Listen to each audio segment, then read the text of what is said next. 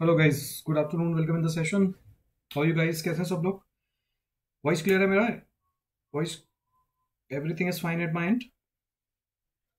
चलिए, तो शुरू करते हैं आज का सेशन हमारा।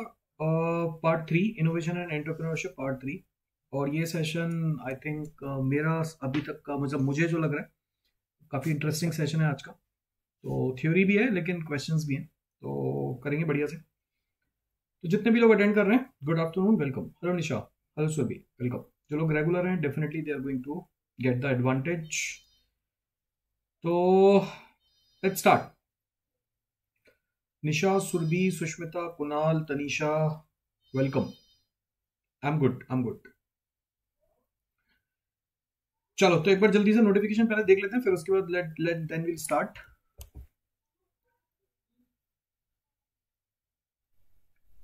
ये गाइस ऑफर चल रहा है, प्राइस हाइक होने वाला है। तो 21 तक, आज तक ऑफर है, तो इसके बारे में आप बता सकते हो। हेलो प्रिंस, हेलो प्रतीक। और इसके बाद प्राइस बढ़ जाएगा 21 के बाद।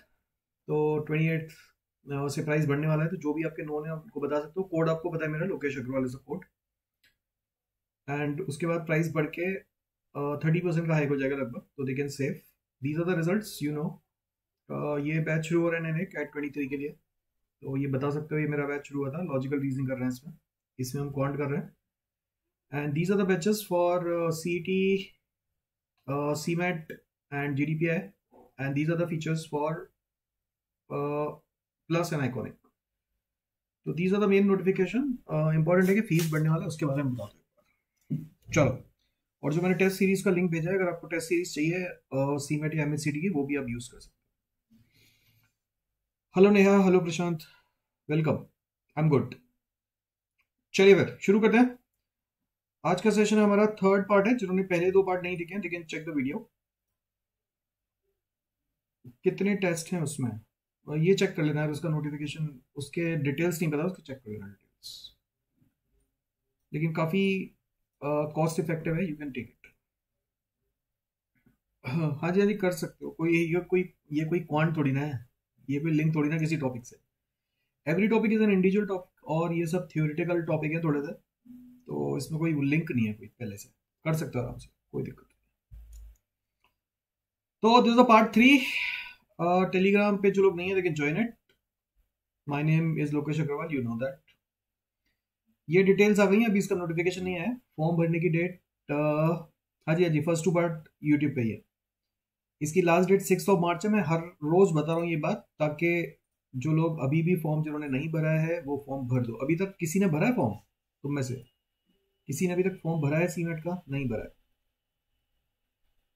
हाँ जी, हाँ जी। तो आज का सेशन भी इंपॉर्टेंट लगने वाला है, अच्छा लगने वाला है, मजा आएगा। कोई किसी ने भी नहीं भरा है, बहुत बढ़िया। वो तो अभी तो 6 तारीख का, 6 तारीख है, अभी तो 5 तारीख का वेट करेंगे रात को। 6 तारीख को शाम को 5 बजे, 7:11:50 का टाइम है ना, तो 11 बजे बैठ जाना भरने। 6 मार्च को 11 बजे बैठ जाना, भर जाएगा 50 मिनट में, काफी है। डाल ने भर दिया है, पेमेंट पेंडिंग है। लास्ट डेट का वेट करते हैं, मतलब हर बार का ऐसा ही है, कोई नई बात थोड़ी ना है। भर दो भाई इसको, वेट नहीं करना है। वेट किस चीज का करना है? जब भरना है, एग्जाम देना है, तो भर दो। ये सिलेबस है। Terms related to innovation, idea generation, investment, government scheme, current trend, social innovation क्या होता है, इंटेलेक्चुअल प्रॉपर्टी राइट्स क्या होते हैं, कॉमर्शलाइजेशन क्या होता है, स्टार्टअप वेंचर क्या होते हैं, ये सब क्या होते हैं। इन सेक्शन का पीडीएफ, यार इन सेक्शन का पीडीएफ मतलब मैं नहीं चाह रहा पीडीएफ दूं, क्योंकि पीडीएफ है नहीं, पीपीटी है। एंड आई वांट कि जो लोग अटेंड कर रहे हैं क्लास, सिर्फ वही देखें और यूट्यूब से ही देखें। पीडीएफ मिल जाता ना, तो आप लोग रिलैक्स हो जाते हो कि चल पीडीएफ से पढ़ लेंगे, क्या जरूरत है सेशन अटेंड करने की। That's why I do not want to share the PDF. आप सेशन अटेंड करो और यहीं से देखो उसमें क्या करना है, पीडीएफ का क्या करना है। जो समझा रहा हूँ अगर समझ में आ जाएगा तो पीडीएफ की जरूरत ही नहीं है। जीके वाले सेक्शन कैसे करेंगे? पढ़ना है यार जीके, तो जीके भी, जीके कोई पढ़ा थोड़ी ना सकता तुम्हें, जीके तो खुद से पढ़ना है। पढ़ना शुरू करो धीरे धीरे। तो आई वांट कि आप लोग अटेंड करो और नोट्स बनाओ। हाँ जी, हाँ जी, नोट्स बनाओ, थोड़े थोड़े मेन मेन चीज। नोट्स तो वैसे भी बनाने पड़ेंगे ना। हाँ, जो लोग अटेंड कर रहे हैं मैं उनको दे सकता हूँ, नो नो प्रॉब्स। जो लोग अटेंड कर रहे हैं आप मुझसे मांग लेना, I share in your personal chat, no problem. ठीक है, तो जो लोग रेगुलर हैं मैं उनको दे दूंगा, लेकिन जो रेगुलर नहीं है मैं उनको नहीं दूँ। तो जो लोग अटेंड करेंगे उस दिन का क्लास, मुझे पता होता है किस किसने अटेंड करा है, आप मेरे को मैसेज कर देना, I give it to you. ठीक है, चलो और बोलो।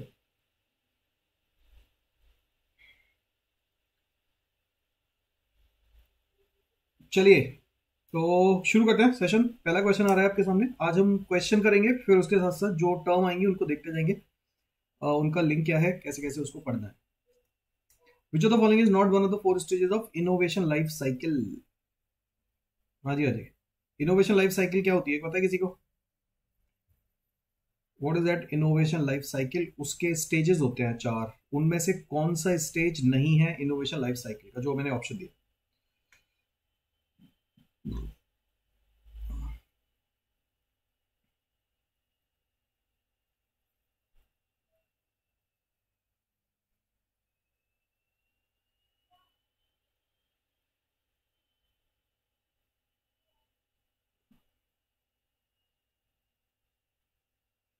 इन्वेस्टमेंट नहीं है इनोवेशन लाइफ साइकिल का।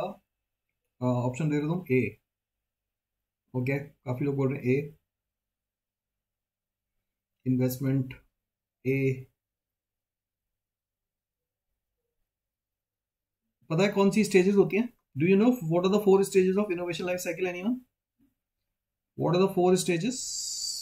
बता सकता है कोई?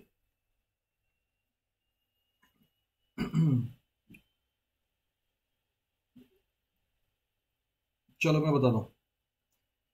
तो मैं वही बोल रहा हूँ, क्वेश्चन रटने का फायदा नहीं है, क्वेश्चन रटने का फायदा नहीं है। पहले समझते हैं कि होता क्या है इनोवेशन लाइफ साइकिल, उसकी स्टेजेस क्या होती है। तो आप लोगों ने ठीक दिया आंसर। आंसर है investment. Investment may be needed, but it is not the compulsory stage. It may be needed at every stage, but this is not the compulsory. This is not one of the stage, right? It can be needed for every stage. Project selection, product development में हर जगह काम आएगा, लेकिन ये कोई इसकी stage नहीं है। इनोवेशन पढ़ा है उसमें आंसर मिल गया इसका। हाँ जी हाँ जी। तो अब मैं लाइफ साइकिल बता रहा हूँ, उसके 4 स्टेज होते हैं कुणाल। उसका सबसे पहला स्टेज कौन सा होता है बता सकते हैं? उसका सबसे पहला स्टेज कौन सा होता है बता सकता है कोई? पहला stage of innovation life cycle कहां से शुरू होता है इनोवेशन? थोड़ा सा दिमाग लगाओ, इनोवेशन कहां से शुरू होगा? What will the first stage? Good Nisha, बहुत बढ़िया, बहुत ही बढ़िया। उसको बोलते हैं आइडिएशन। पहला स्टेज होता है आइडिएशन, आइडिया जनरेशन, या आइडिया जब आया तब वहां से शुरू होती है लाइफ साइकिल। तो मैं आपको ये चारों, नहीं प्रोजेक्ट बाद में आता है, प्रोजेक्ट बाद में आएगा प्रतीक।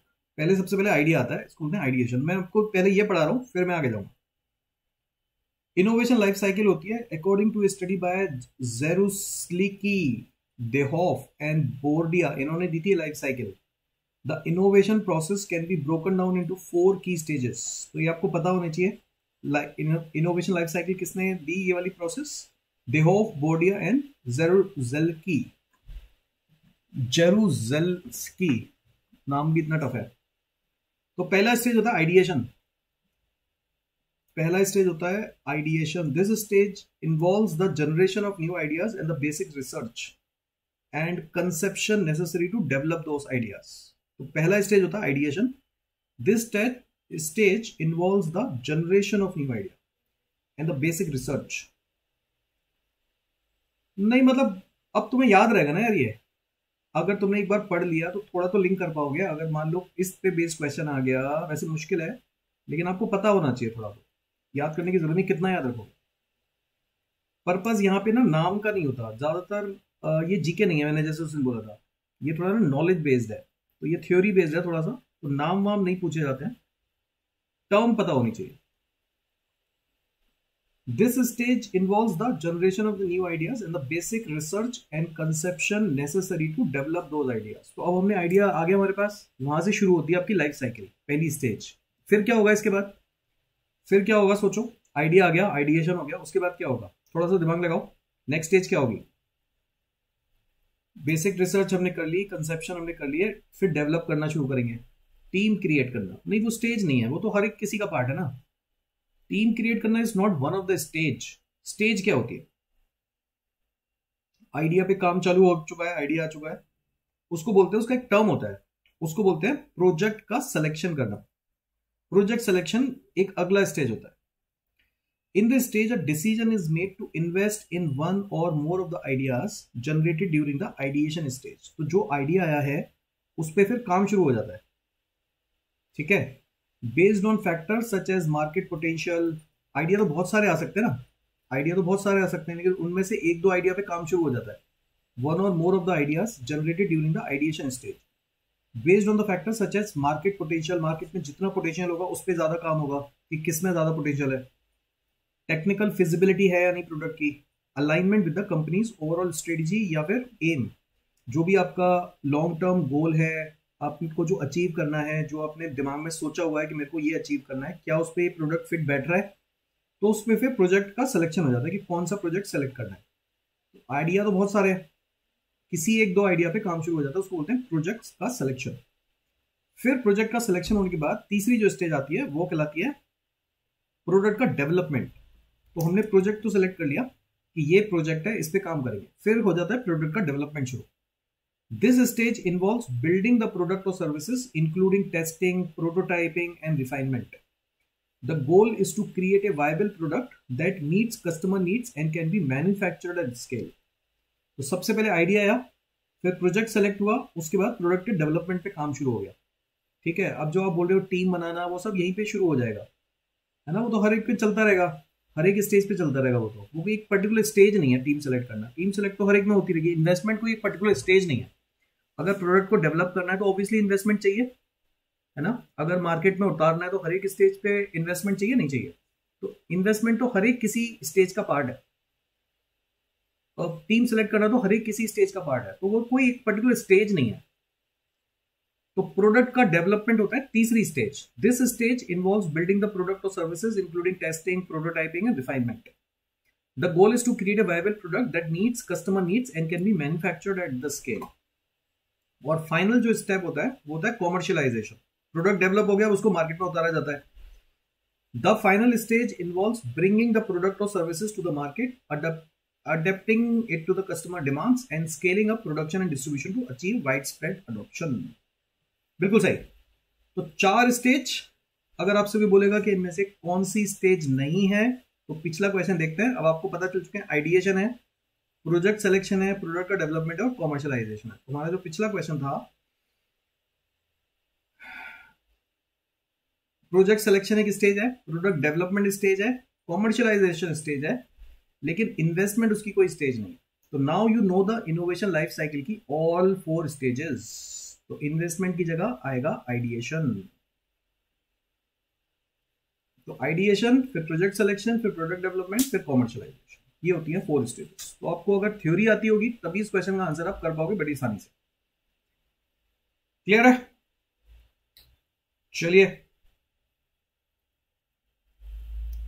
इनोवेशन लाइफ साइकिल की 4 स्टेज हमने पढ़ ली। Ideation, selection, product development and commercialisation.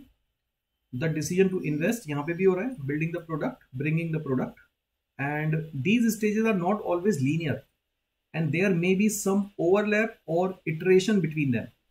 ऐसा नहीं है कि मतलब हम प्रोजेक्ट सेलेक्ट करेंगे फिर प्रोडक्ट को डेवलप करेंगे। हो सकता है प्रोडक्ट डेवलपमेंट का काम यहीं पे शुरू हो चुका हो, आइडिया आया और प्रोजेक्ट यहीं पे शुरू हो गया हो। तो ऐसा नहीं कि एक खत्म होगी उसके बाद दूसरी स्टेज आएगी, राइट।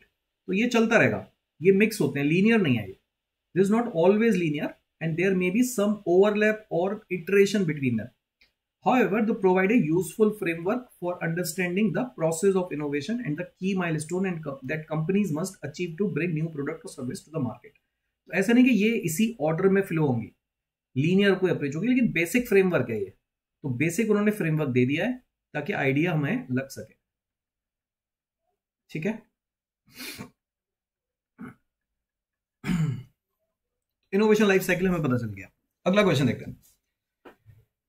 अगली टर्म आ रही है हमारे पास, बताओ इसका आंसर अब क्या है।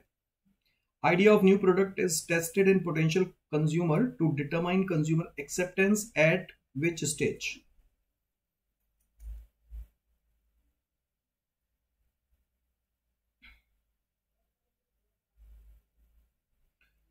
Can you get a PDF? हाँ बस सबको पीडीएफ ही चाहिए, सबको पीडीएफ ही चाहिए। सेशन किसी को नहीं अटेंड करना, सेशन दोस्तों के यहाँ जाके अटेंड करेंगे, लेकिन पीडीएफ हमारे यहाँ करेंगे।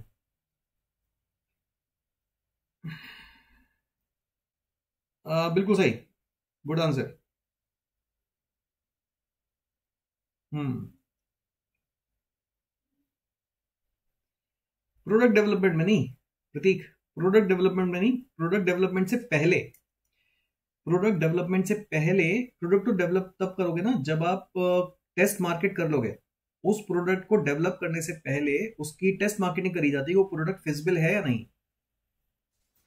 हाँ बोलूंगा दोस्तों, बिल्कुल बोलूंगा दोस्तों, मेरे भाइयों और बहनों। दोस्तों चलिए शुरू करते हैं। Idea of new product is tested in potential consumer to determine consumer acceptance at test marketing stage। तो टेस्ट मार्केटिंग बेसिकली यहां पे शुरू होगा, टेस्ट मार्केटिंग शुरू होगा आपका यहाँ पे प्रोजेक्ट सिलेक्शन के टाइम पे ही। यहीं पे आप साथ में या आइडिया के बीच में आप बोल सकते हो हम टेस्ट मार्केटिंग भी करते हैं, या हमने थोड़ा सा एक प्रोडक्ट डेवलप कर लिया प्रोजेक्ट सिलेक्शन के टाइम पे, फिर उसकी हमने टेस्ट मार्केटिंग करी कि क्या ये प्रोडक्ट फिजिबल है, जिसको हम प्रोटोटाइप बोल रहे हैं ना। यहाँ पे हम जो प्रोटोटाइप बोल रहे हैं, कहाँ गया प्रोटोटाइप? अरे था तो सही, था एक वर्ड प्रोटोटाइप, टाइप था ना। तो प्रोटोटाइप जो होता है उसका एक उसको फिर टेस्ट मार्केटिंग कराया जाता है उसमें। Idea of new product, idea आ गया, उसके बाद उसको टेस्ट करा जाता है कि भैया इसकी डिमांड है भी या नहीं। तो वो होती है कौन सी स्टेज? वो होती है हमारी टेस्ट मार्केटिंग। तो जब तक डिमांड है या नहीं, पोटेंशियल है या नहीं उस प्रोडक्ट का, तब तक आप प्रोडक्ट थोड़ी ना डेवलप कर दोगे। तो प्रोडक्ट डेवलपमेंट से पहले जो आइडिया आता है, उसके बाद आइडिया के साथ साथ हम उसको टेस्ट करते हैं पहले। तो आंसर आएगा टेस्ट मार्केटिंग। क्लियर है? क्लियर है ये पार्ट? सीड कैपिटल असिस्टेंस नहीं।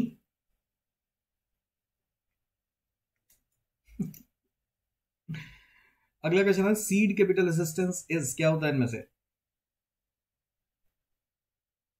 लॉन्ग टर्म असिस्टेंस होता है, इनिशियल असिस्टेंस होता है, और तीसरा ऑप्शन देखो जरा, तीसरा ऑप्शन सबसे मस्त है, तीसरा ऑप्शन सबसे मस्त है। Seed capital assistance, a help to purchase of seeds.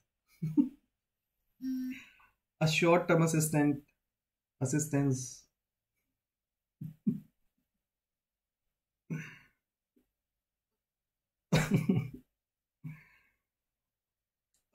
Seed capital guys, तो जो वेंचर कैपिटल होता है ना, वेंचर कैपिटल तो बड़ा पैसा इन्वेस्ट करते हैं, जब प्रोडक्ट सक्सेसफुल हो जाता है उसके बाद पैसा इन्वेस्ट करते हैं।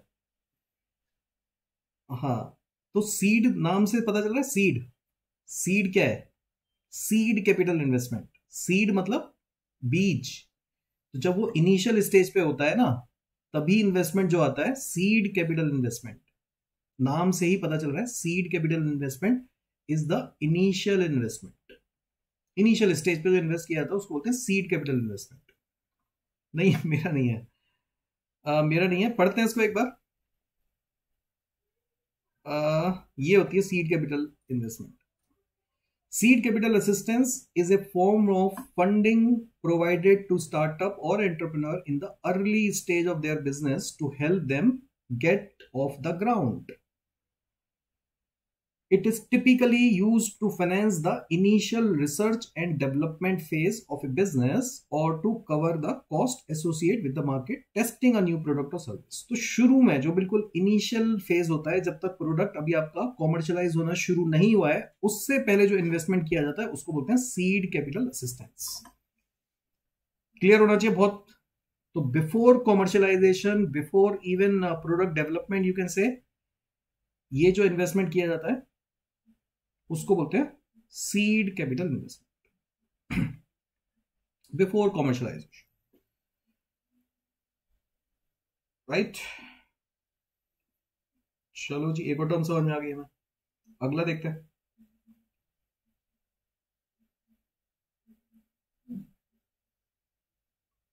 Seed capital is generally much smaller than the amount provided through the other form of startup funding such as angel investment or venture capital.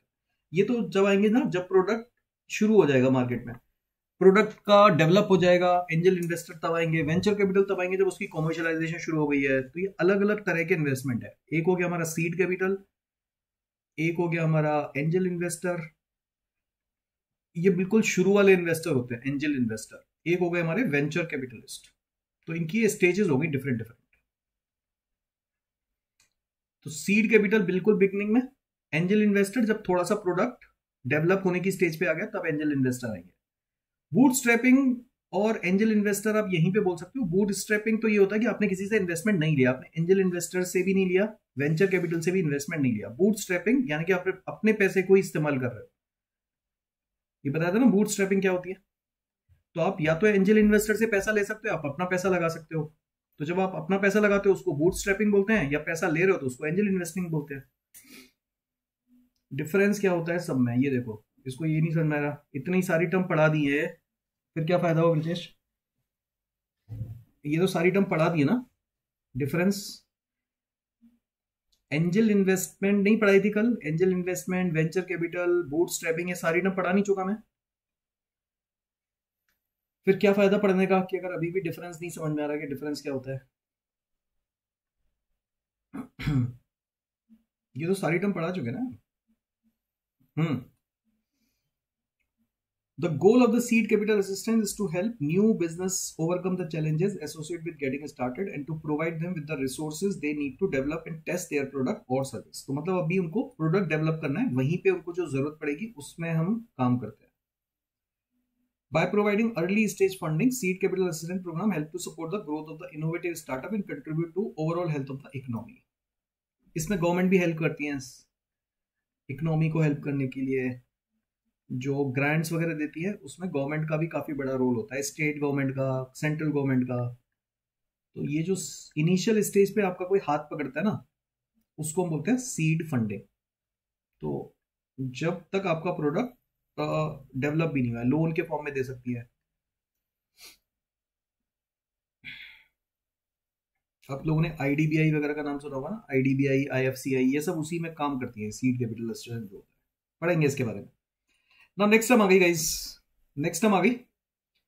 A business where an individual is both the owner and conductor of the business affairs is called। ये चारों term पता होनी चाहिए आपको, बहुत important है। A business where an individual is both the owner and conductor of the business affair is called।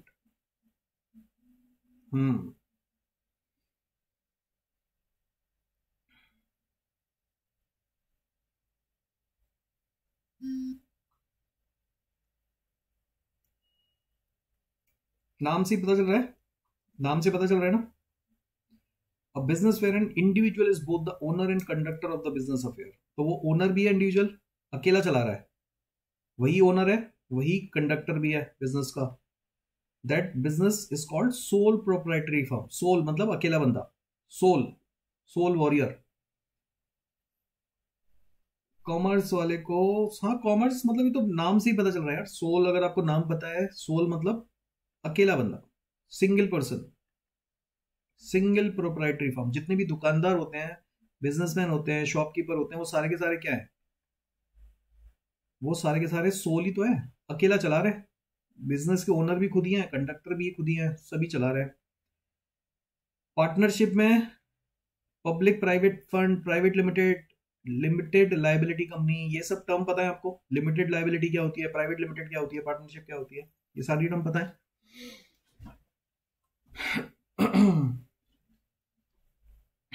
तो देखते हैं एक बार, सारी टर्म समझते हैं। इसका आंसर तो ए आ गया।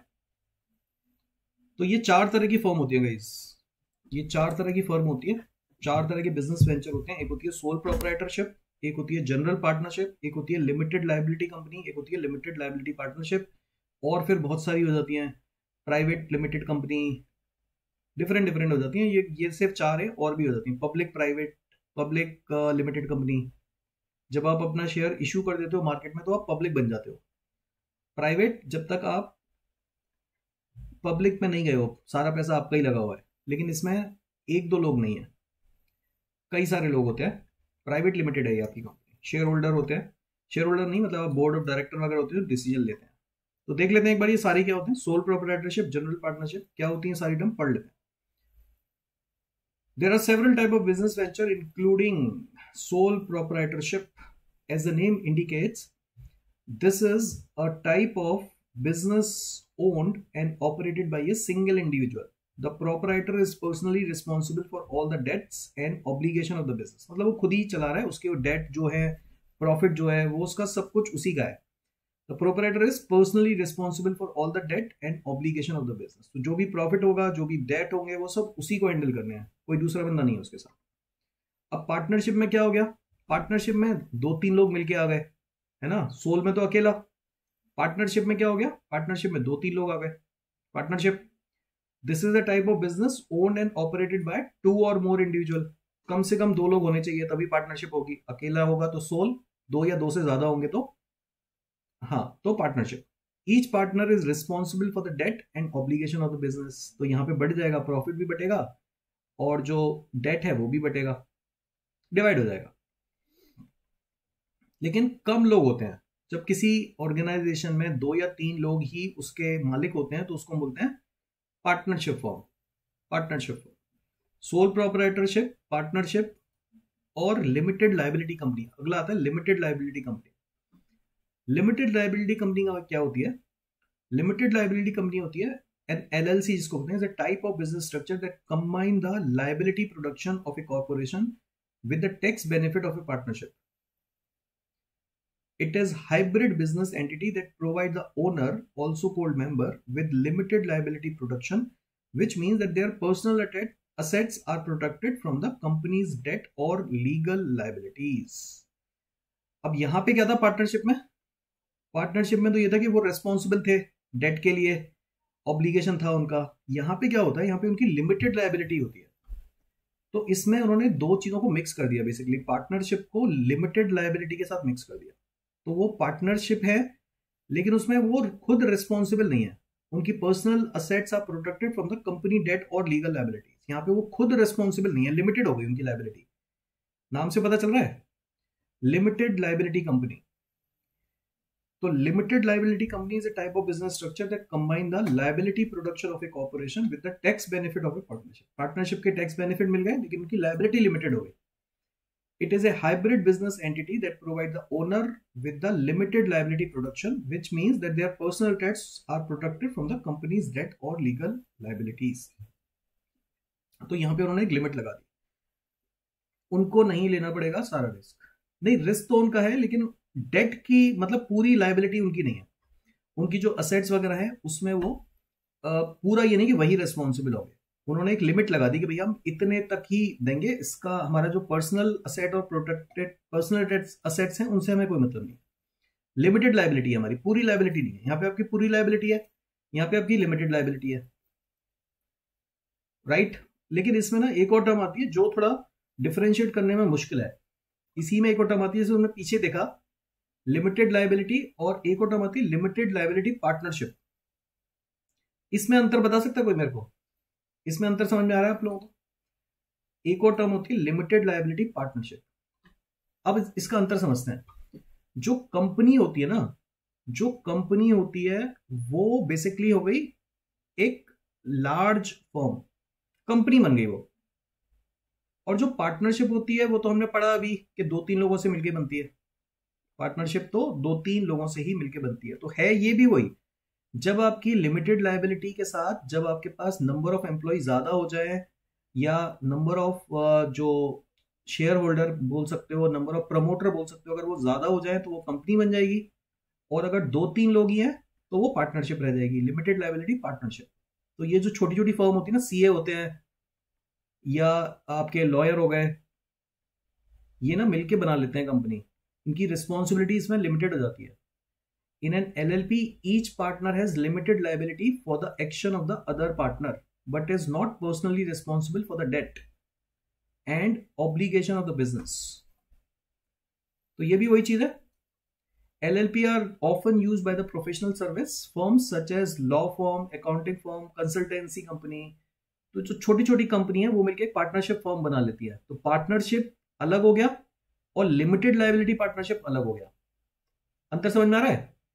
पार्टनरशिप में आप पूरी तरह रिस्पॉन्सिबल हो, लिमिटेड लायबिलिटी पार्टनरशिप में आप पूरी तरह रिस्पॉन्सिबल नहीं हो। है ये भी पार्टनरशिप, लेकिन यहां पे आपने एक लिमिट लगा दी। हाँ जी, हाँ जी, बिल्कुल। Limited liability for the action of the other partner but is not personally responsible for the debt and obligation of the business. तो लिमिटेड लायबिलिटी कंपनी और लिमिटेड लायबिलिटी पार्टनरशिप में अंतर समझ में आ गया। एग्जाम्पल तो यार हजारों होंगे, वैसे कोई स्पेसिफिकली एग्जाम्पल देना थोड़ा मुश्किल है। एलएलसी तो बहुत सारी कंपनी हो सकती है ना। हमारे पास जो एग्जाम्पल होते हैं जनरली वो कौन से होते हैं? हमारे पास तो वही कंपनी के नाम हमें पता होते हैं ना जो पब्लिक में गई हैं। अगर हम बोलेंगे रिलायंस है या HDFC बैंक है, ICICI बैंक है, बजाज फाइनेंस है, बजाज ऑटो है, हीरो होंडा, ये सब तो पब्लिक कंपनी है ना। अब ये जो कंपनी होती है छोटे लेवल पे होती है, बहुत बड़े लेवल पे नहीं होती है। तो लिमिटेड लायबिलिटी कंपनी के ऐसे एग्जाम्पल बताना तो मतलब हजारों होंगे, सैकड़ों होंगे, बट कोई ऐसे फेमस नाम थोड़ी ना है। समझ रहे हो? ये छोटे छोटे छोटे उस पर बिजनेस चल रहा है। पार्टनरशिप से थोड़ा सा बड़ा, but not in the major major form. Employ 10 12 15 हो गए, हजारों कंपनी होंगी, लाखों कंपनी होंगी। What the point? तो जो बड़ी कंपनी होती है वो हमें पता होती है, प्राइवेट एंड पब्लिक। हमें थोड़ी ना पता है ये कितनी कौन सी कंपनी है, तो ये फेमस कंपनी थोड़ी ना है।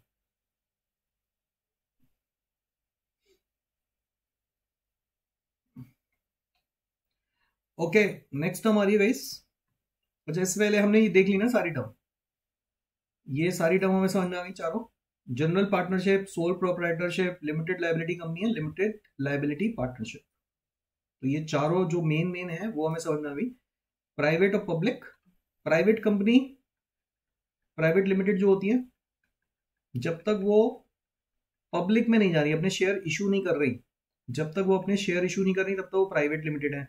और जैसे ही वो शेयर इशू करके IPO वगैरह निकाल के मार्केट में चली जाएंगी तो पब्लिक लिमिटेड हो जाएंगी। जितनी भी बड़ी बड़ी कंपनी हैं जिनके हमें पता है, जिनको हम जानते हैं, वो सारी की सारी क्या हो जाती है? वो पब्लिक लिमिटेड हो जाती है। जितनी भी कंपनी है, ये सारी जो भी लिस्टेड है, listed company, all are public limited company. Public में इनके शेयर्स अवेलेबल है। जिनके भी शेयर्स पब्लिक डोमेन में अवेलेबल है वो क्या है? वो पब्लिक लिमिटेड है। और जिनके भी शेयर्स पब्लिक डोमेन में अवेलेबल नहीं है वो प्राइवेट लिमिटेड है। लेकिन ये कंपनी है, बड़ी कंपनी है, इसमें जो बोर्ड होता है, बोर्ड ऑफ डायरेक्टर्स होते हैं, सब कुछ होता है। इनके मर्जी के बिना शेयर बेचे नहीं जा सकते इधर उधर। कुछ ही लोगों के पास शेयर होते हैं। तो जो फॉर्म को बनाते हैं वही इसके मालिक भी होते हैं, कुछ लोग। लेकिन समझ रहे हो? तो ऐसा नहीं कि यही 4 बिजनेस वेंचर होते हैं, बहुत सारे तरह के बिजनेस वेंचर होते हैं।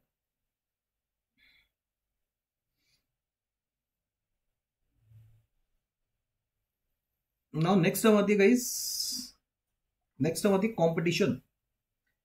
नेक्स्ट टर्म आ गई competition.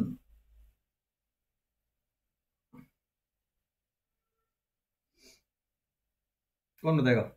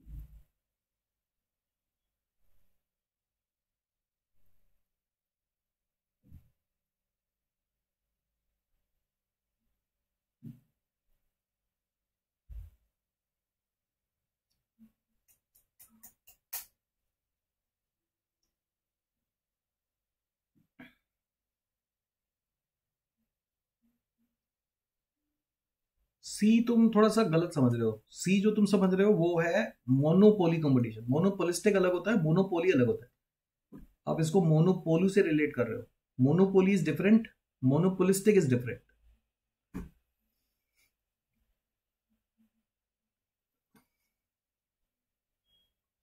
Monopoly and monopolistic, there are two different terms. If you know the difference, anyone who know the difference?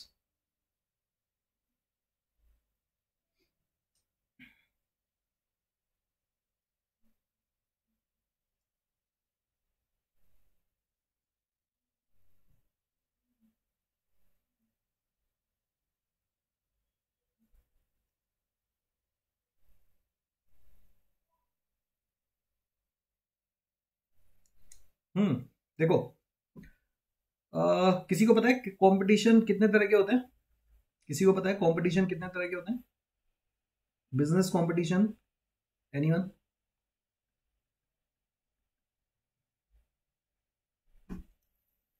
नहीं पता?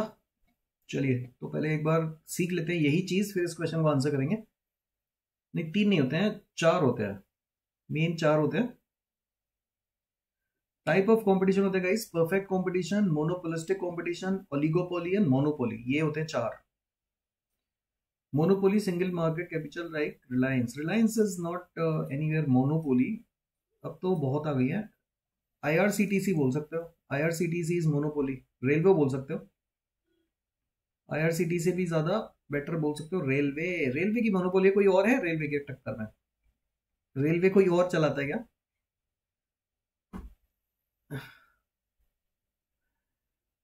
तो परफेक्ट कंपटीशन, मोनोपोलिस्टिक कंपटीशन। जियो का कहां से मोनोपोली भैया? क्या जियो ऐसा बना रहा है जो बाकी लोग नहीं बना रहे? क्या जियो का मोनोपोली है? व्हाट इज जियो का मोनोपोली? कौन बोल रहा है जियो? क्या मोनोपोली है जियो का? एयरटेल नहीं दे रहा वो? क्या वो एयरटेल नहीं दे रहा? क्या वो वोडाफोन आइडिया नहीं दे रहा? जियो के पास ऐसा क्या है? बोलो।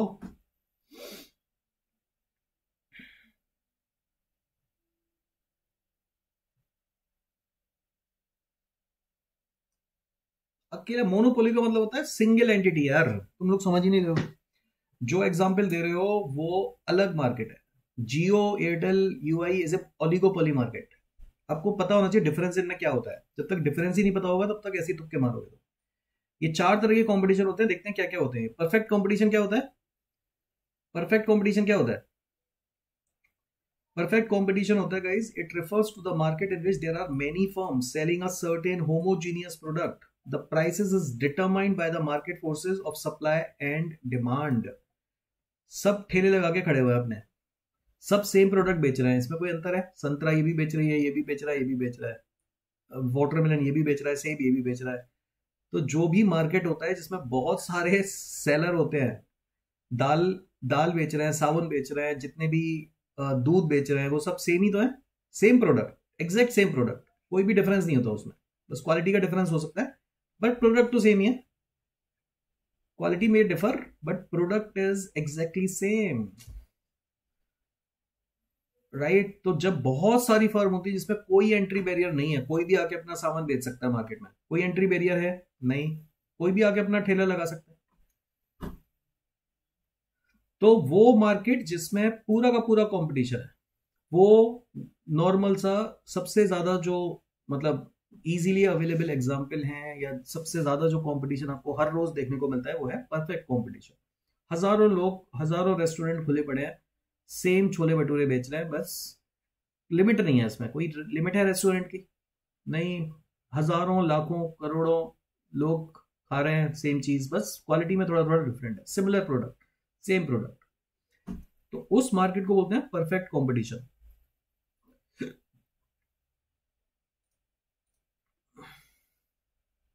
तो perfect competition exist when there are many consumers buying a standardised product from numerous small businesses. Standardised product, छोटे छोटे स्मॉल बिजनेसेस से कस्टमर प्रोडक्ट खरीद रहे हैं, because no seller is big enough और influence enough to affect price, seller and buyer accept the going price. For example, when a commercial fisher brings his fish to the local market, he has little control over the price he gets and must accept the going market price. हजारों बेचने वाले हैं fish, तो अगर वो मछली पकड़ के लाता है तो उसको जो प्राइस चल रहा है मार्केट में उसी में बेचना पड़ेगा। ऐसे नहीं अपनी प्राइस को अलग से बढ़ा लेगा, क्योंकि उसका कोई मोनोपोली थोड़ी ना है। हजारों लोग बेच रहे हैं, इससे नहीं खरीदा होगा, दूसरे से खरीद लोगे। Easily available product and easily available supply. जहां पे इजीली अवेलेबल सप्लाई होती है वहां पे हम बोलते हैं, वहां पे क्या होता है, वहां पे होता है perfect competition. Easily available product है, सप्लाई बहुत है, भरी पड़ी है और डिमांड भी है, तो वहां पे जहां पे कोई रिस्ट्रिक्शन नहीं है वो हो जाता है आपका परफेक्ट कंपटीशन। कस्टमर को बेनिफिट होगा, हाँ मतलब कस्टमर लगभग सभी लोग सेम बेच रहे हैं, है ना, तो कस्टमर बार्गेन कर सकता है जिससे उसका सौदा पड़ जाए। किसी की कोई लिमिट नहीं है, मतलब कोई किसी पे कंट्रोल नहीं है कि मैं इतने का ही बेचूंगा, तुम नहीं दोगे दूसरे दे देगा मेरे को, तो बार्गेनिंग पावर कस्टमर की बढ़ जाती है। तो परफेक्ट कंपटीशन, तभी इसको बोल रहे हैं परफेक्ट कंपटीशन। परफेक्ट कंपटीशन है कट थ्रोट कंपटीशन जिसको बोलते हैं। प्राइस सेम होता है, डिपेंड्स ऑन द क्वालिटी, थोड़ा बहुत ऊपर नीचे कर सकते हो, राइट। परफेक्ट कंपटीशन समझ में आ गया। परफेक्ट कंपटीशन जहां पे बहुत सारे बायर हैं, बहुत सारे सेलर हैं, कोई इस पे रिस्ट्रिक्शन नहीं है, एंट्री बैरियर नहीं है। परफेक्ट कंपटीशन का एग्जांपल समझ में आ गया सब लोगों को। नेक्स्ट आता है हमारा मोनोपोलिस्टिक कंपटीशन। जो आप मोनोपोली से कंसीडर कर रहे थे वो मोनोपोलिस्टिक होता है। मोनोपोलिस्टिक होता है, monopolistic competition is a form of market in which there are many buyers and sellers of the product, but the product with each seller is different from the other.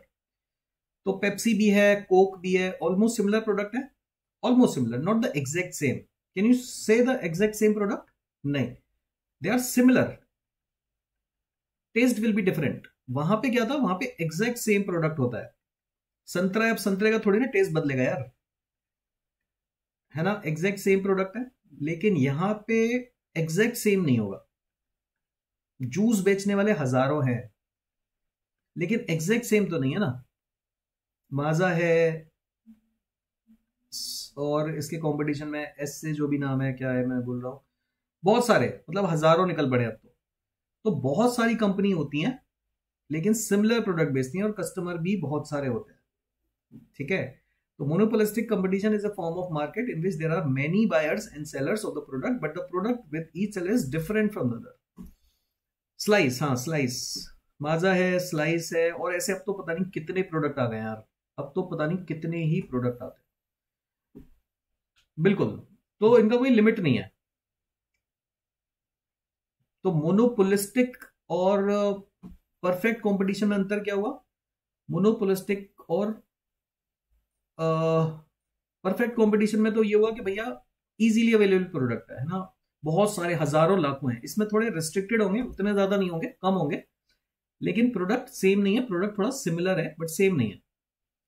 तो अगर इसकी definition देखें, in monopolistic competition we still have many seller as we had under perfect competition.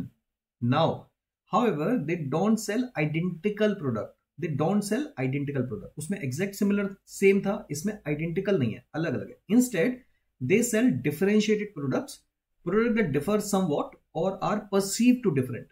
Even though they serve a similar purpose, product can be differentiated in number of ways, including quality, style, convenience, location and brand name. तो अगर कोई cloth merchant है, हजारों company बना रही है, brand तो वही बना रही है, शर्ट तो हजारों कंपनी बना रही है, कोई एलन सोली खरीदेगा, कोई लुई फिलिप खरीदेगा, कोई पेन हुसैन खरीदेगा, कोई जोडियक खरीदेगा, कोई पार्क एवेन्यू खरीदेगा, हजारों हजारों ब्रांड है, लेकिन प्रोडक्ट प्रोडक्ट अलग है, एग्जैक्ट सेम नहीं है। क्वालिटी डिफरेंट हो सकती है, ब्रांड नेम अलग हो सकता है, प्राइस अलग हो सकती है। यहाँ पे अपने अकॉर्डिंग, अपनी क्वालिटी के अकॉर्डिंग प्राइस डिटरमाइन कर सकते हैं, वहां पे उनके पास चॉइस नहीं थी। यहाँ पे अपने हिसाब से प्राइस खुद से डिटरमाइन कर सकते हैं, भैया मैं इतने की शर्ट बेचूंगा क्योंकि मेरा जो प्रोडक्ट है वो तुमसे डिफरेंट है, एग्जैक्ट आइडेंटिकल नहीं है। अगर लोए फिलिप अपनी शर्ट 3000 की बेच रहा है तो पीटर इंग्लैंड बोलेगा चलो मैं तो दूसरे मार्केट में खेलता हूं, मैं 1000 रुपए में बेच दूंगा। तो इतना अंतर हो सकता है प्रोडक्ट में, वहां पे इतना अंतर नहीं हो सकता परफेक्ट कॉम्पिटिशन। तो मोनोपोलिस्टिक और परफेक्ट कॉम्पिटिशन में आपको अंतर समझ में आ गया होगा कि प्रोडक्ट एग्जैक्ट सेम नहीं है, प्रोडक्ट पर्पस सर्व सेम कर रहा है, लेकिन product quality wise, brand name wise differ हो सकता है। Got it? Got the point? तो सेलर हजारों है, इसमें भी सेलर, इसमें भी हजारों हैं। तो अगर हम उस क्वेश्चन का आंसर करें जो हमने अभी देखा था पिछला क्वेश्चन, क्या आंसर हो जाएगा उसका? अगर हम बात करें इसमें परफेक्ट कंपटीशन और मोनोपोलिस्टिक कंपटीशन में, क्या अंतर हो जाएगा? क्या आंसर होगा? Perfect competition is a large number of small firm while monopolistic competition does not. तो ये गलत हो गया आपका आंसर, ये आपका आंसर गलत हो गया। इसका आंसर हो गया बी। तो आप लोग ए और सी बोल रहे थे, आपके दोनों आंसर गलत हो गए। In perfect competition, firm produce identical goods, while in monopolistic competition, firm produce slightly different goods. अब समझ में आया थ्योरी का इंपॉर्टेंस? अब समझ में आया थ्योरी का इंपॉर्टेंस? तो आप सिर्फ क्वेश्चन रट के चले जाओगे, उसका कोई फायदा नहीं है। लेकिन जब तक आप डिटेल में नहीं जाओगे अंदर, तब तक आप एक क्वेश्चन का ही आंसर कर सकते हो। लेकिन अब मैंने अगर आपको थ्योरी पढ़ा दी, तो अब आप किसी भी क्वेश्चन का आंसर कर सकते हो। अगर इस पे बेस्ड कोई सा भी क्वेश्चन आएगा, now you know the detail, now you can answer any question. तो क्वेश्चन आंसर मत करो, मैं इसीलिए समझा रहा हूं। तो क्वेश्चन आंसर नहीं करना है, याद समझना है कि होता क्या है। तो परफेक्ट कंपटीशन, मोनोपोलिस्टिक कंपटीशन हमने पढ़ लिया। Perfect competition is barrier to entry, नहीं है तो बिल्कुल गलत है, कोई बैरियर नहीं है। तो ये तीनों गलत हो गए हमारे लिए। बहुत आराम से हम इसका आंसर कर सकते हैं। क्लियर है? तो बाकी बच्चे दो वो भी देखते हैं। ओलिगोपोली क्या होता है, बता सकता है कोई? Oligopoly, what is oligopoly market? Oligopoly,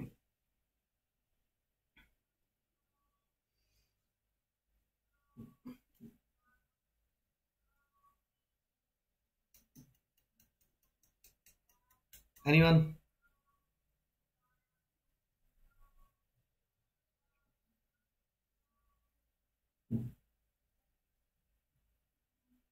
कोई नहीं? नहीं बताओ। ओलिगोपोली मार्केट होता है गाइस जहां पे नंबर ऑफ सेलर 2 या 3 ही होते हैं, बहुत ज्यादा नहीं होते हैं। नहीं, ओलिगोपोली होता है, oligopoly is a market structure in which there are few seller. Few seller company होती है, कंपनी हर कोई प्राइस में ज्यादा चेंज नहीं, देयर आर फ्यू सेलर्स, कम सेलर होते हैं। इट्स नॉट लाइक मोनोपोलिस्टिक के हर कोई आ गया। ओलिगोपोली में 2-3 प्लेयर ही होंगे मार्केट में, ना सिंगल होगा ना बहुत सारे होंगे, 2-3 मेजर प्लेयर होते हैं मार्केट में, उनको बोलते हैं ओलिगोपोली मार्केट। ओलिगोपोली जो मैंने एग्जांपल दिया है आपके सामने, वो आई थिंक ओलिगोपोली मार्केट है। वो आपको समझ में आ गया होगा, 2 ही 3 प्लेयर है, जियो है, एयरटेल है, वी है, ज्यादा तो नहीं है, बीएसएनएल मान लो। अब इसमें इन्वेस्टमेंट तगड़ा चाहिए होता है, तो एंट्री बैरियर है, इतनी आसानी से आप मार्केट में एंटर नहीं कर सकते। ऐसा नहीं कि हर कोई आके अपना मार्केट शुरू कर देगा, राइट? तो एंट्री बैरियर तो है ही, एंट्री बैरियर है क्योंकि इन्वेस्टमेंट तगड़ा चाहिए इनिशियली। हर कोई आगे तो शुरू नहीं कर सकता ना ये प्रोडक्ट। ऐसा तो नहीं है, शर्ट तो नहीं है शर्ट बना के मैं भी डाल दूंगा मार्केट में। It's not like monopolistic market, ना परफेक्ट कॉम्पिटिशन मार्केट। तो oligopoly is a market structure in which there are few seller and a large number of buyers for a commodity. In this, the seller offer homogeneous or differentiated product by recognizing their mutual dependence. तो product same ही है, सभी service दे रहे हैं, product तो same ही है लगभग सबका। लेकिन क्योंकि 2 ही 3 प्लेयर है, तो वो अपने प्राइस पे डिफरेंशिएट कर सकते हैं, वो सर्विस पे डिफरेंशिएट कर सकते हैं। लेकिन अल्टीमेटली पर्पस तो सेम ही सॉल्व कर रहे हैं ना, पर्पस तो सेम ही सॉल्व कर रहे हैं। सभी मोबाइल डेटा प्रोवाइड कर रहे हैं, सभी इंटरनेट कनेक्टिविटी प्रोवाइड कर रहे हैं, कॉल प्रोवाइड कर रहे हैं, कॉल डेटा। लेकिन लेकिन थोड़ा थोड़ा प्राइस में खेल सकते हैं, थोड़ा थोड़ा सर्विस में खेल सकते हैं, डिफरेंशिएट कर सकते हैं। तो ओलिगोपोली हो गया जहां पे 2-3 ही प्लेयर अवेलेबल है मार्केट में। और कोई एग्जांपल ओलिगोपोली को जो याद आ रहा है किसी को? और कोई एग्जांपल जो ओलिगोपोली का याद आ रहा है? 2-3 ही प्लेयर हो मार्केट में, बड़े बड़े।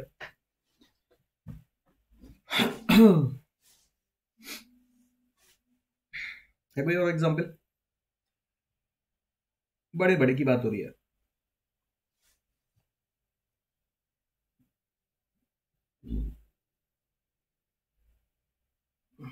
जैसे तुम्हारी मार्केट प्लेस हो गया, एविएशन इंडस्ट्री बिल्कुल सही है, बहुत बढ़िया, good example Surabhi, very good. तो एविएशन इंडस्ट्री में अब तुम्हारा इंडिगो हो गई,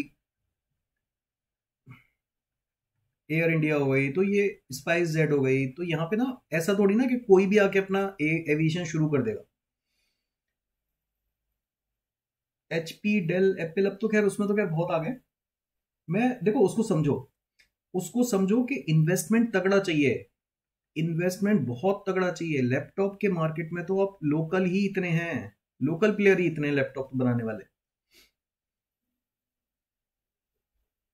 ऑटोमोबाइल, ऑटोमोबाइल ये आप बोल सकते हो, आप बोलना चाह रहे हो कार मार्केट बोलना चाह रहे हो ऑटोमोबाइल में, या जो इलेक्ट्रिक व्हीकल है उसमें बोल सकते हो। अभी दो तीन ही प्लेयर है जो इलेक्ट्रिक व्हीकल बना रहे हैं, that is oligopoly market right now.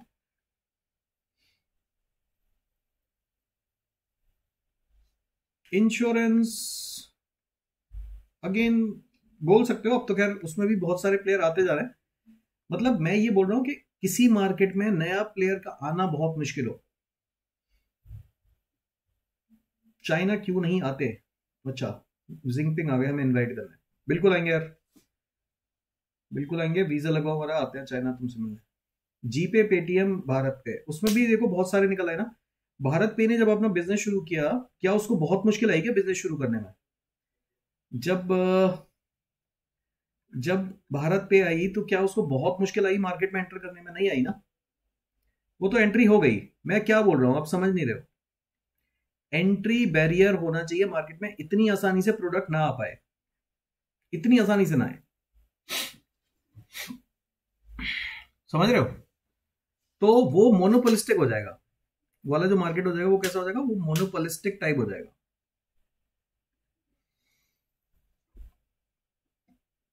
तो बहुत सारे सेलर है। ये वाला एग्जांपल अच्छा था, ये वाला एग्जांपल अच्छा था, एविएशन वाला। ये आप ये वाला ले सकते हो, ये वाला एग्जांपल है जहां पे कम प्लेयर हो। तो पढ़ते हैं एक बार इसको, क्या बोल रहा है। Oligopoly means few sellers. Oligopoly का मतलब ये होता है few sellers.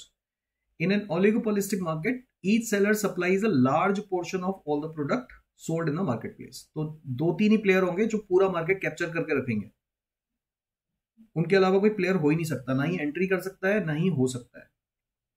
In addition, because of the cost of the starting business in an oligopolistic industry is usually high, the number of firms entering it is low. बोल सकते हैं, मैं वही बोल रहा हूँ कुणाल, अब तुम्हें समझ में आ गया, आइडिया दे दिया मैंने। अब आप एग्जाम्पल खुद से ढूंढ सकते हो, आइडिया मिल गया आपको कि क्या होता है oligopolistic market. Companies in oligopolistic industry include such large scale enterprises as automobile company, ये लो तुम्हारा नाम आ गया। एयरलाइंस, ये लो एयरलाइंस जिसने एग्जांपल लिया था उसका भी नाम आ गया, बहुत ही बढ़िया। तो ऑटोमोबाइल कंपनी, एयरलाइंस, ये नाम सही है।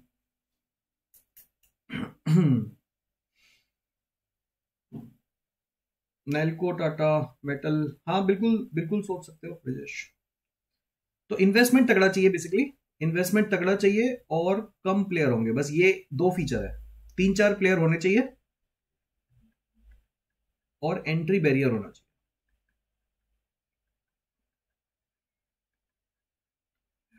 ये होता है हमारा ओलिगोपोली मार्केट। और मोनोपोली क्या हो गई? मोनोपोली हो गई जब एक सिंगल प्लेयर हो। मोनोपोली हो गई market structure where one seller और producer is the sole supplier of a good और service in a market. Monopoly हो गई, कोई और है ही नहीं, मेरी मोनोपोली चल रही है, मैं जो चाहूं प्राइस ले सकता हूं, मेरी डोमिनेंस है मार्केट में, कोई और है ही नहीं अवेलेबल। एक ही राजा। तो प्राइस में अपने अकॉर्डिंग डिटरमाइन कर सकता हूं, जो चाहूं मैं कर सकता हूं, कोई और मुझे पूछने वाला नहीं है, नो कंट्रोल।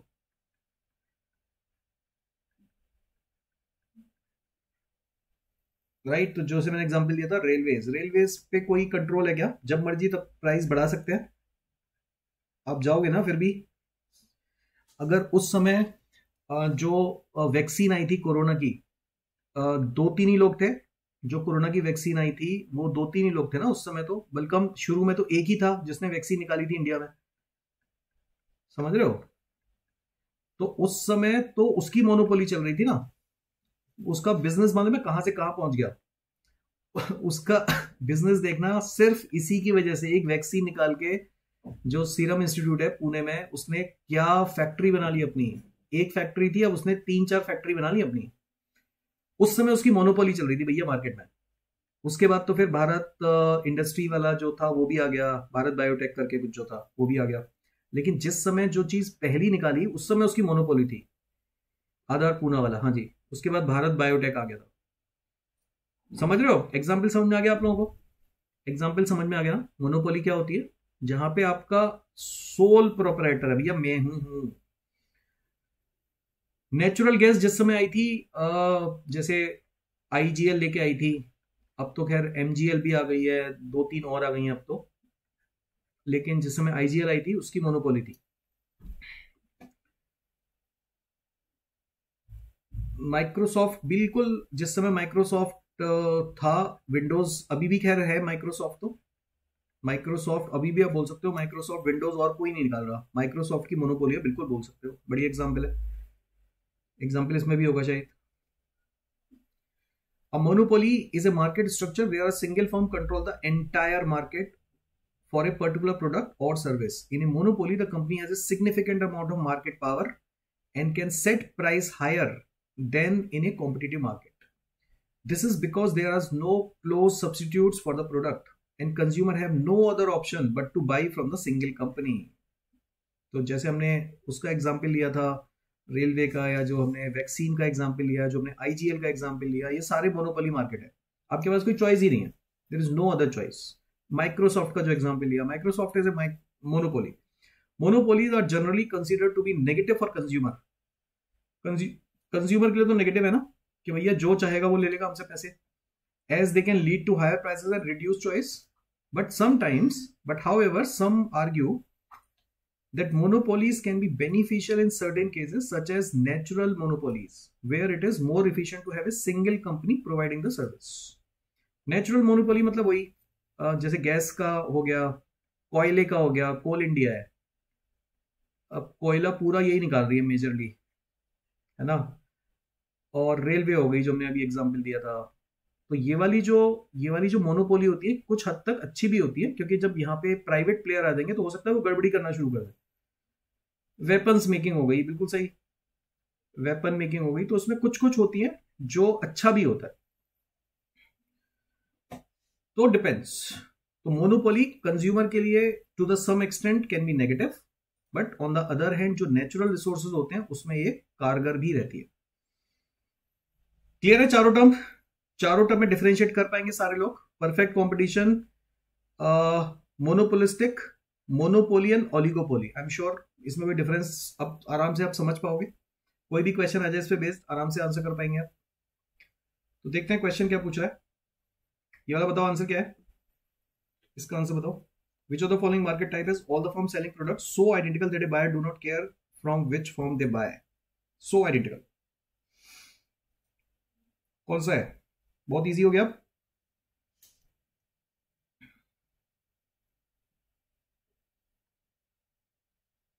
सो आइडेंटिकल, बिल्कुल ए। तो परफेक्ट कंपटीशन में हमने देखा था कि किसी से भी खरीद लो, विच फर्म दे बाय, तो एप्पल ही तो खरीदना है यार, इससे नहीं मिलेंगे, दूसरे से मिल जाएंगे, दूसरे से नहीं, तीसरे से मिल जाएंगे, एक जैसे प्रोडक्ट है, तो बिल्कुल सही है, आंसर इज ए। इसका आंसर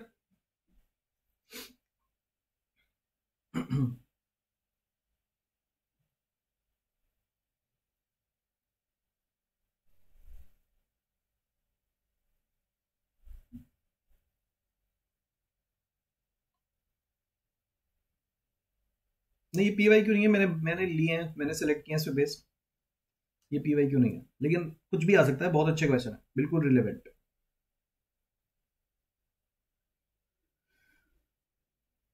बहुत बढ़िया, वेरी गुड। अब समझ में आ रहा है ना कितना, देखो थ्योरी पढ़ने के बाद कितना आसान हो जाता है क्वेश्चन आंसर करना, आप ये समझो। थ्योरी पढ़ने के बाद आपके दिमाग में पूरी पिक्चर है, कितना आसान हो गया क्वेश्चन को आंसर करना। अगर मैं क्वेश्चन करा था तो तुम यही क्वेश्चन आंसर कर सकते थे, लेकिन अब मैंने तुम्हें थ्योरी पढ़ा दी तो you can answer any question. Perfect competition हमें पता है भैया, all of the following except well informed buyer and seller with respect to price. बिल्कुल सही बात है, बायर को पता है कितने प्राइस पे मिलेगा, है ना, सेलर को भी पता है कि भैया दूसरा मेरा साथ वाला कितने का बेच रहा है। लार्ज नंबर बायर, बिल्कुल।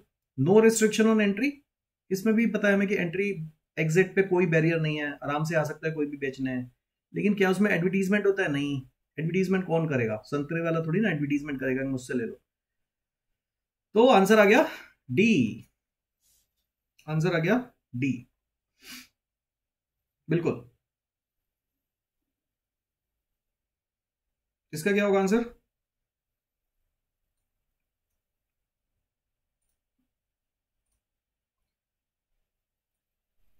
Perfectly competitive, perfect competition. कौन सा मार्केट है इनमें से?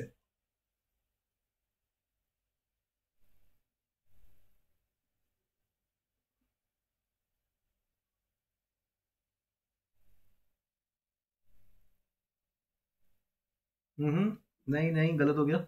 नहीं, गलत हो गया गाइस। अब ठीक है। अब ठीक है।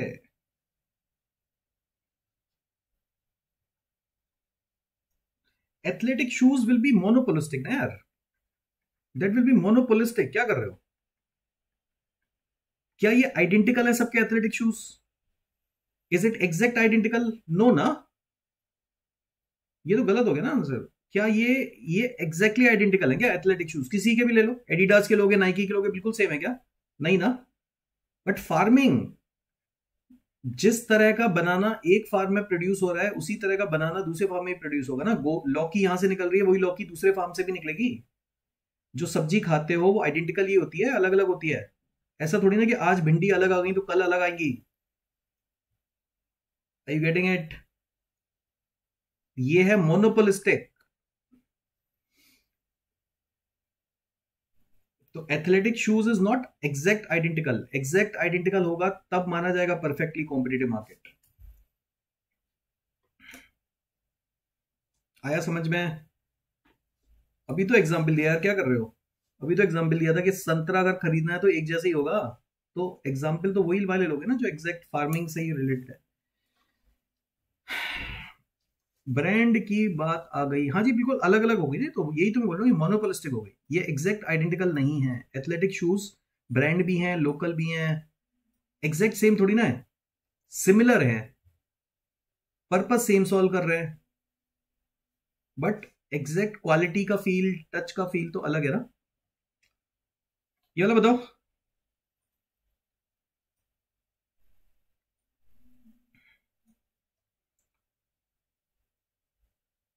इनमें से कौन सा फ्यूएस्ट नंबर है?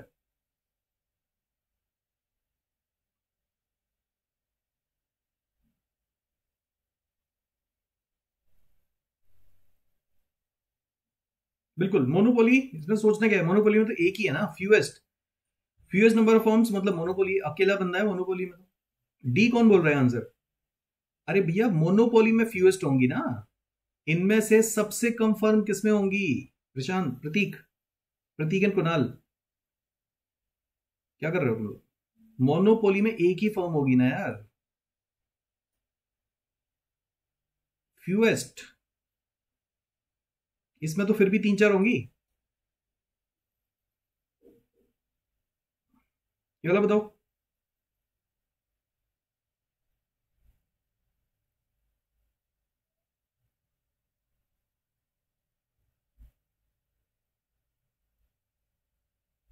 फिर वही, फिर क्या कर रहे हो?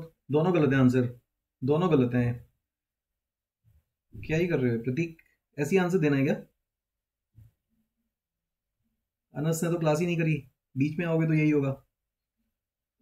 Similar but slightly different, similar but slightly different is monopolistic. Similar but slightly different, क्या कर रहे हो तुम? अभी तो बताया था athletic shoes, cold drinks, juices, pack juices. तो सिमिलर हैं बट डिफरेंट है ना। अच्छा वो लास्ट क्वेश्चन का था, हाँ। तो इसका आंसर आएगा सी, मोनोपोलिस्टिक। इसका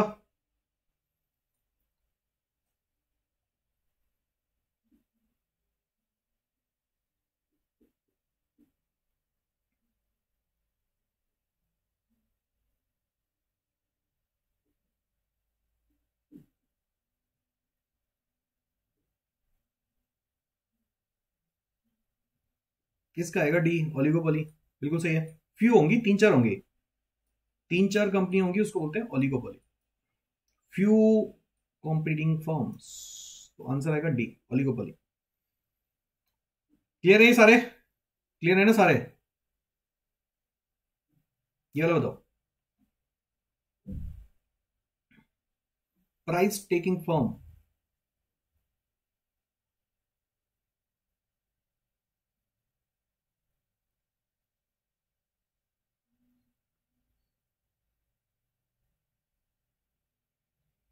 प्राइस टेकिंग फर्म पे मैं थोड़ा सा थ्योरी और दे दूंगा, मैंने भी नहीं अभी देखी ये वाला। प्राइस टेकिंग फर्म क्या होती है, इसका आंसर देख लेते हैं, लेकिन इस पे मैं और डिटेल एक बार ले लूंगा। Price taking firm,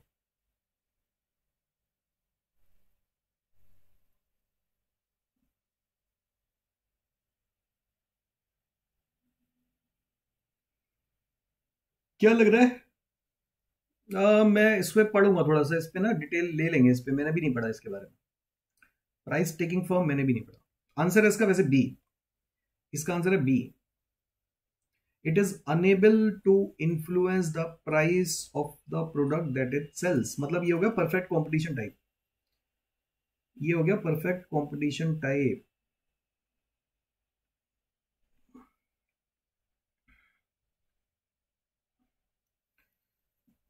It is price taking firm. It is unable to influence the price of the product that it sells. इसको पढ़ लेंगे और थोड़ा सा ना इसके बारे में डिटेल निकालेंगे, मेरे को भी नहीं पता अभी, और पढ़ लेंगे इसके बारे में। अगला देखते हैं, ये वाला बताओ।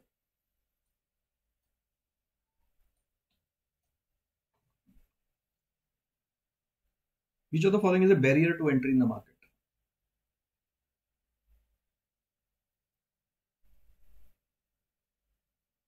अलग ही क्वेश्चन लग रहे हैं तो, नहीं तो ठीक है, चलो ये तो ठीक है। Which of the following is barrier to entry? Barrier to entry क्या होता है? एंट्री बैरियर अभी देखा था हमने, entry barrier.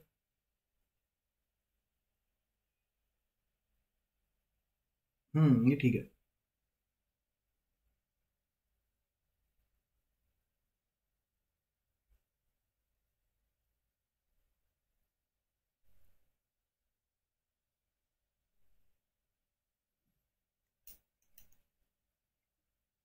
Entry barrier, entry barrier वही है कि भैया इतना आसान ना हो मार्केट में एंटर करना। एंट्री बैरियर क्या होगा? एंट्री बैरियर वही होगा ना, इतना आसान ना हो मार्केट में एंटर करना। तो अ रूल और regulation that protects a firm from new competitor arriving in the market. तो हमने जब भी आपको अ, किसी टेलीकॉम वाले मार्केट में एंटर करना है तो आपको पहले गवर्नमेंट से परमिशन लेनी पड़ेगी कि भैया हम इस मार्केट में एंटर हो सकते हैं, नहीं हो सकते। या गवर्नमेंट ने बोला है कि आप 2 ही 3 कंपनी है जो मार्केट में एंटर करोगे और किसी नए प्लेयर को मार्केट में एंट्री नहीं मिलेगी। तो जो रूल होते हैं, रेगुलेशन होते हैं, अब प्रोडक्ट से firm from new competitor arriving in the market. तो जब कंपनी इतना पैसा इन्वेस्ट करती है ना, ह्यूज इन्वेस्टमेंट करती है, तो ये ना एक एश्योरेंस चाहती है कि आप ऐसे रूल्स और रेगुलेशन बनाओगे ताकि हर कोई आके अपना प्रोडक्ट ऐसे ही ना शुरू कर दे। तो वो एक एंट्री बैरियर लगा दिया जाता है उन लोगों के लिए जो ऑलरेडी एक ह्यूज इन्वेस्टमेंट मार्केट में कर रहे हैं, ताकि उनके इन्वेस्टमेंट को प्रोटेक्ट किया जा सके।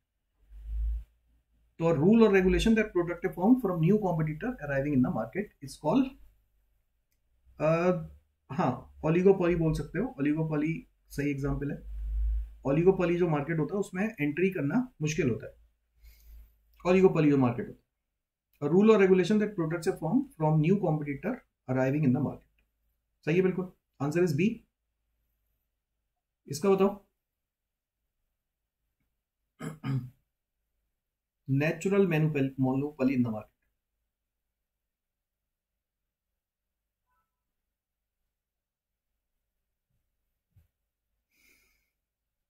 हाँ, काफी सारी चीजें वही रिलेटेड ही हैं यार, आदत तो नहीं बट हाँ थोड़ा बहुत हमने पढ़ लिया।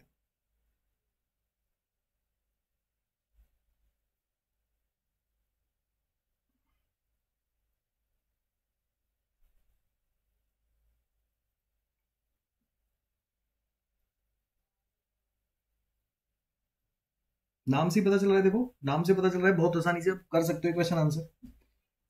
नाम से ही पता चल रहा है कि नेचुरल मोनोपोली क्या होगी।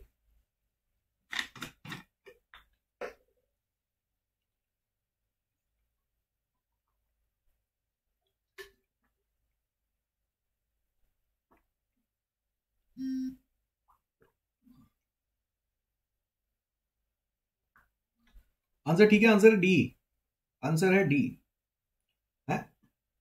ए, ए क्यों दे रहा है ये?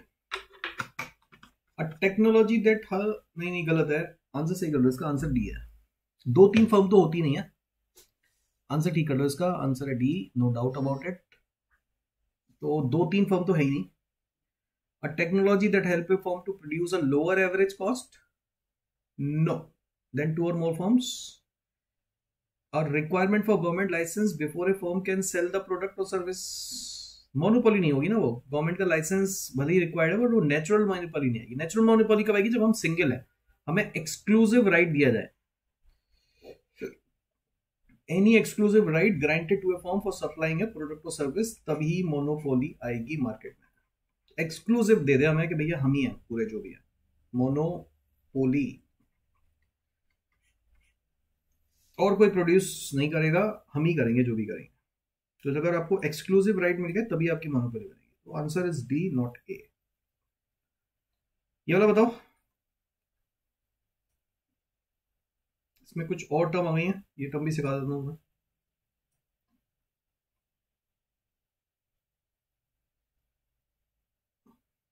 ये मैंने तुम्हें कल कल तुम्हें ये टर्म पढ़ाई थी मैंने, इंट्राप्रेन्योर पढ़ाया था, सोशल इंट्राप्रेन्योर, ये दोनों पढ़ा दिए थे। ये दोनों बचते हैं अब। इसका आंसर क्या है?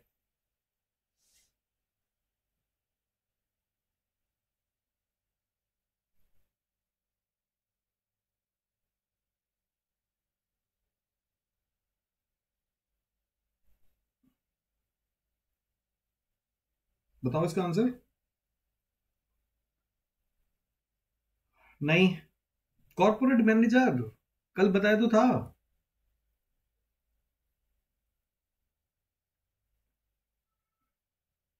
बिल्कुल, इंटरप्रेन्योर। अरे कल बताया तो था यार, क्या कर रहे हो तुम लोग, सोते रहते हो। A corporate manager who start a new initiative for their company, for their company. अपनी कंपनी में से ही कोई इनिशिएटिव निकालता है, बताया था ना। अपनी कंपनी के अंदर ही कोई मैनेजर था, उसके उसके पास कोई आइडिया आया तो उन्होंने बिजनेस बनाने के लिए दे दिया, वही तो एंटरप्रेन्योर नहीं कहलाता है? बताया था ना, कंपनी के अंदर से ही कोई निकल के अपना बिजनेस सेटअप कर दे for their company, which entails setting up a new distinct business unit and board of director can be regarded as intrapreneur. हाँ जी, इंट्रा से एंट्रा बन जाता है बिल्कुल, जब अगर वो बाहर निकल जाता है। अभी वो उन्हीं कंपनी के लिए बिजनेस शुरू कर रहा है, न्यू इनिशिएटिव कर रहा है उन्हीं कंपनी के लिए। लेकिन ये दोनों टर्म सीखते हैं, इकोप्रेनर क्या होते हैं और टेक्नोप्रेनर क्या होते हैं। पता है किसी को ecopreneur? Anyone? What is ecopreneur and टेक्नोप्रेनर?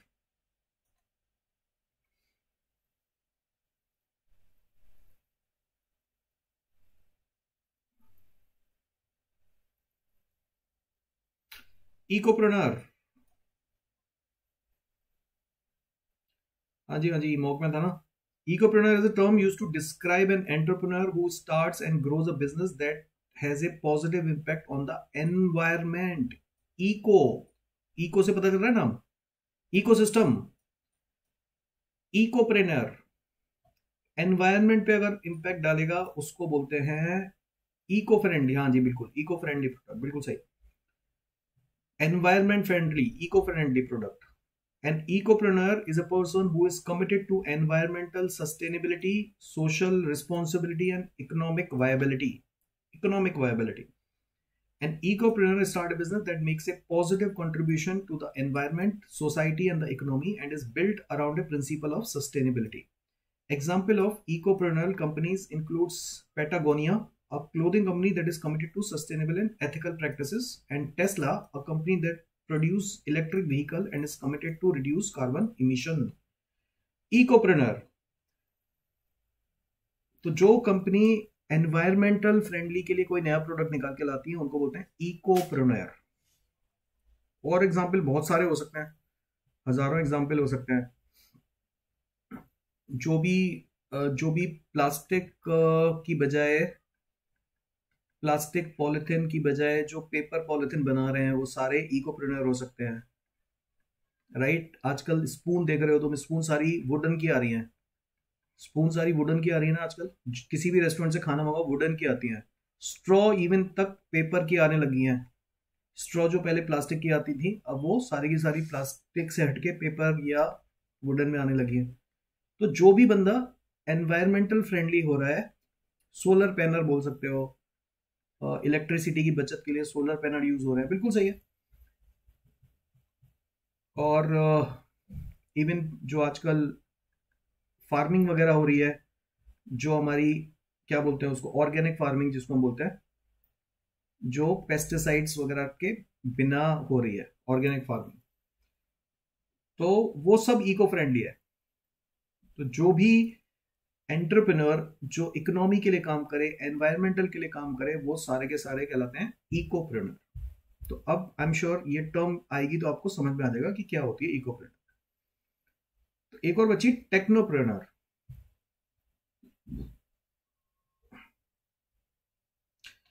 Technopreneur क्या होता है? Technopreneur is an entrepreneur who specialize in using technology to create, deliver and sell innovative products और सर्विसेज। जितनी भी टेक्नोलॉजी ड्रिवन कंपनी होती है ना, टेक्नोलॉजी से ही चेंजेस ला रहे हैं मार्केट में।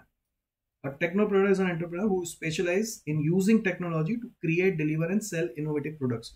They are focused on building businesses that centered around technology and are typically very innovative and technically skilled. The term technopreneur is often used to describe entrepreneurs who work in high-tech industry such as software development, biotech, or robotics. These individuals often have a deep understanding of both technology and business and are able to apply this knowledge to create successful and innovative companies. जितनी भी आ रही हैं आजकल तो सारी technically आ रही हैं। कितनी टेक कंपनी आ गई, सारे के सारे नए नए प्रोडक्ट, टेक डेवलपमेंट तो इतना हो रहा है। जितना भी एड टेक है वो सारा क्या है? सारा एजुकेशन एड टेक पे चला गया। ये सारा का सारा टेक्नोप्रेन्योर ही तो है ये। इवन जो अगर हम देखें ओला, उबेर, ये सब क्या है? टेक पे डिपेंडेंट है। अमेजन, स्विगी, ये सब क्या है? टेक्नोप्रेन्योर है। अमेजन हो गया, जोमेटो हो गया, स्विगी हो गया, फ्लिपकार्ट हो गया, सब क्या है? ये सब टेक्नोप्रेन्योर है। टेक्नोलॉजी की हेल्प से उन्होंने बिजनेस करने का तरीका ही बदल दिया। टेक्नोलॉजी की हेल्प से सब के सब ने लोगों को मतलब अलग ही डायरेक्शन में ले गए सारे के सारे। जोमेटो, स्विगी, फ्लिपकार्ट, अमेजन, सब ये टेक्नोप्रेन्योर है। Some example of successful Indian technopreneur includes Naveen Tiwari, founder of InMobi, mobile advertisement platform, Bhavesh Agrawal, Ola के founder, Vijay Shekhar, Paytm के founder, Digital Wallet, Sachin Bansal, Binny Bansal, Flipkart के founder, Kunal Bahal, Rohit Bansal, Snapdeal के founder। ये सब Indian के example लिए मैंने यहाँ पे। दीपिंदर गोयल, जोमेटो के फाउंडर। तो ये टेक्नोप्रेन्योर पूरा का पूरा मार्केट को टेक्नोलॉजी से ही चेंजेस ला रहा है। टेक्नोप्रेन्योर, इंट्राप्रेन्योर, एंटरप्रेन्योर, ये सारी टर्म पता चल गई हमें। इकोप्रेन्योर। चले आगे। नेक्स्ट टर्म आती है EDP guys. What is EDP? Entrepreneurship development program is required to help. किसको हेल्प करते हैं ईडीपी?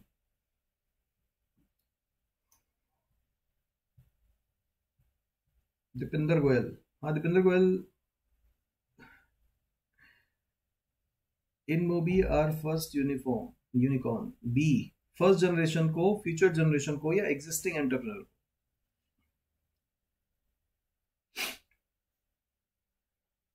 अच्छा, 3 बजे क्लास है गाइस, पता है आप लोगों को? 3 बजे क्लास है। मिक्स प्रैक्टिस करेंगे एलआर का। मैंने लिंक भेज दिया है ग्रुप पे, देख लेना एक बार। अनअकैडमी पे है मिक्स्ड एलआर प्रैक्टिस।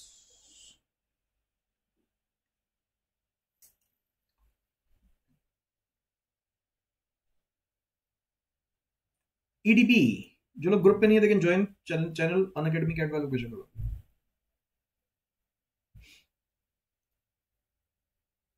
हाँ चल रहे हैं, बस चल रहे हैं। 2:30 पे छोड़ दूंगा। आंसर है बी। आंसर है फर्स्ट जनरेशन एंटरप्रेन्योर को हेल्प करते हैं एंटरप्रेन्योरशिप डेवलपमेंट प्रोग्राम। होता क्या है देख लेते हैं। ईडीपी होता क्या है? मैं देखो तुम्हें, मैं बार बार बोल रहा हूं, मैं सिर्फ क्वेश्चन नहीं छोड़ रहा हूं। अगर आपको मेरा तरीका समझ में आ रहा है पढ़ाने का, मैं क्वेश्चन नहीं आंसर कर रहा हूं, मैं तुम्हें टर्म समझा रहा हूं। मैं क्वेश्चन उठा रहा हूं, उस पर मैं तुम्हें डिटेल दे रहा हूं। तो अगर आगे से ईडीपी आएगा, you should know what is EDP. तो I am not mugging up और I am not telling you to mug up the question answer, I am telling you the terms. तो ये इतना डिटेल में जाके कोई पढ़ाएगा नहीं, तो उसको पढ़ो ढंग से। EDP is designed to develop entrepreneurship skill and create awareness among first generation entrepreneur. These programs aim to provide the participant with the necessary knowledge, skills and training to start and run successful business venture. EDP are also beneficial for individuals who are planning to start a business. First generation entrepreneur but have no prior experience और knowledge of entrepreneurship. मतलब ये भैया first generation क्या हुए, first generation entrepreneurs, जैसे नाम पता चल रहा है कि ये जो हैं इनकी फैमिली में कोई एंटरप्रेन्योर नहीं है, ये पहली बार कुछ अपना नया करना चाहते हैं। There is no family person जो ऑलरेडी बिजनेस कर रहा है या कोई इनके फैमिली मेंबर में है। फर्स्ट जनरेशन एंटरप्रेन्योर है, समझ रहे हो, नाम से पता चल रहा है फर्स्ट जनरेशन एंटरप्रेन्योर। इनको नॉलेज नहीं है कैसे करते हैं, तो वहां पे काम आता है entrepreneurship development program design to develop the entrepreneurship skill and create awareness among first generation entrepreneur. आगे आंसर अपने आप आगे आंसर। तो फर्स्ट जनरेशन एंटरप्रेन्योर को हेल्प करते हैं। These programs aim to provide the participant with the necessary knowledge, skills and training to start and run a successful business venture. EDP are also beneficial for individuals who are planning to start a business but have no prior experience or knowledge of entrepreneurship. So yes, EDPs are typically designed for first generation entrepreneurship. ये आ गया answer पूरा detail. ऐसे पढ़ो, समझ के पढ़ो, मजा आएगा पढ़ने में। तो EDP is basically for first generation, जिनका कोई पहले एक्सपीरियंस नहीं है। ये बताओ, What could provide an individual with the motivation to start a new business? ये तो बहुत सिंपल, बीच में ऐसे ही आ गया ये क्वेश्चन, तो ये तो बहुत सिंपल है।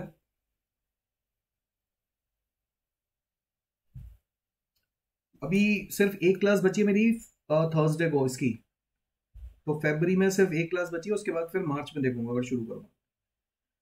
अगर आपको लगेगा कि इफेक्टिव है, समझ में आ रहा है, then I will start in March. Thursday को लास्ट क्लास है अभी फरवरी। Answer is all of the above. Answer is all of the above. Individual का मोटिवेशन क्या होता है बिजनेस शुरू करने का?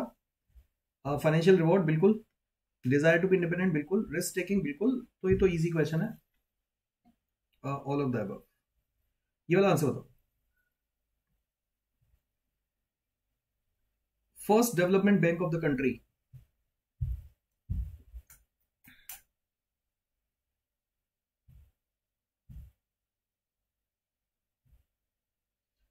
क्लास कंटिन्यू रखो। और क्लास अभी फरवरी में तो यार एक ही है, एक ही होगा, उसके बाद करेंगे। आईडीबीआई या आईएफसीआई? कुछ लोग बोल रहे हैं आईडीबीआई, कुछ लोग बोल रहे हैं IFCI. First development bank of the country,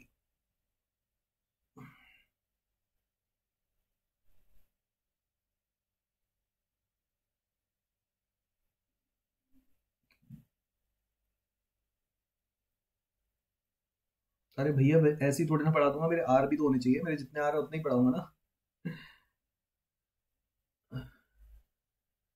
answer is D guys, oh sorry, answer is B.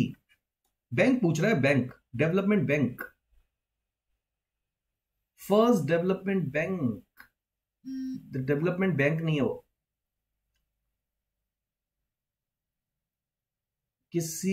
किसे का मोटिवेशन रिस्क कैसे होगा? रिस्क टेकिंग उनमें कैपेबिलिटी होती है यार। बिजनेस अगर शुरू करना चाहते हो तो रिस्क अपने आप इन्वॉल्व हो जाता है ना। कुछ लोग होते हैं जिनको कुछ अलग करना होता है। बिजनेस अगर आपने सोचा तो रिस्क तो ऑटोमेटिक आएगा ना यार। रिस्क आपका कोई मोटिवेशन नहीं है, ये तो ऑटोमेटिक इन्वॉल्व ही है।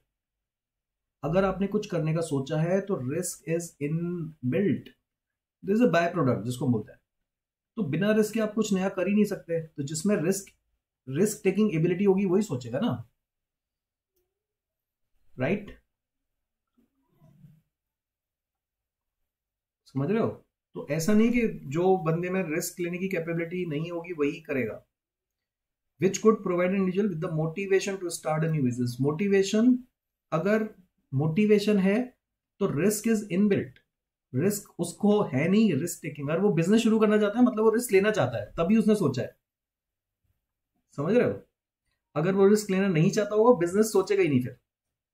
फिर वो अपने जॉब करता रहेगा, सैलरी आ रही है टाइम पे। तो risk taking is a by product.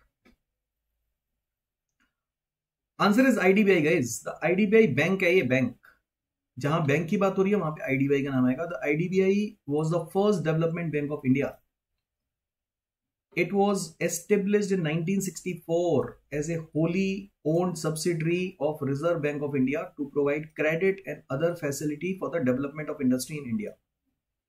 IDBI was converted into a full-fledged commercial bank in 2004 and is now known as IDBI Bank Limited. तो IDBI was the first bank, अब हो चुकी है IDBI Bank Limited 2004 में commercial हो गई। तो आपको ये पता होना चाहिए कि आईडीबीआई फर्स्ट डेवलपमेंट बैंक कौन सी है, वो है आईडीबीआई। और अगली क्लास में हम इनके बारे में पढ़ेंगे कि एसएफसी क्या होता है, आईएफसी क्या होता है, ये भाई बताऊंगा। Got it? चलो फिर इतना करते हैं आज, देन विल कंटिन्यू। तो काफी सारी चीजें हमने पढ़ ली हैं, इसके नोट्स बना लेना, पढ़ लेना ढंग से, और जिसको पीडीएफ चाहिए होगी मैं बताऊँ।